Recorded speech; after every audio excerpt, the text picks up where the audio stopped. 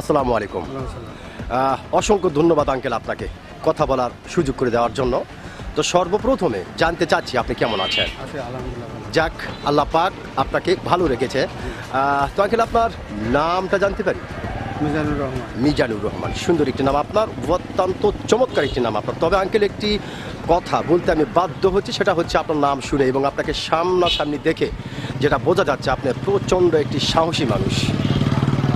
সত্যি এটা কিন্তু আপনাকে দেখেই বোঝা যাচ্ছে। তো যেহেতু আপনি বাংলাদেশের একজন সচেতন নাগরিক এবং একজন সাহসী মানুষ, সেক্ষেত্রে এই বিষয়টি আপনার কাছ থেকে জানতে চাচ্ছি যে কারো কাছে কাঙ্ক্ষিত আবার কারো কাছে অনাকাঙ্ক্ষিত, যেভাবেই হোক না কেন বিপুল ভোটে পাশ করেছেন বিএনপি। তো এই মুহূর্তে আপনি যেহেতু আপনি বাংলাদেশের একজন সচেতন নাগরিক, সেই ক্ষেত্রে বিএনপির পক্ষ থেকে যদি আপনাকে একটা অফার করা হয় যে আপনি যা চাইবেন বিএনপির পক্ষ থেকে আপনাকে তাই দেওয়া হবে, কিন্তু আপনি যা চাইবেন সে চাওয়াটি যেন বাংলাদেশের সকল মানুষের চাওয়া হয়, তাহলে আপনি কি চাইবেন?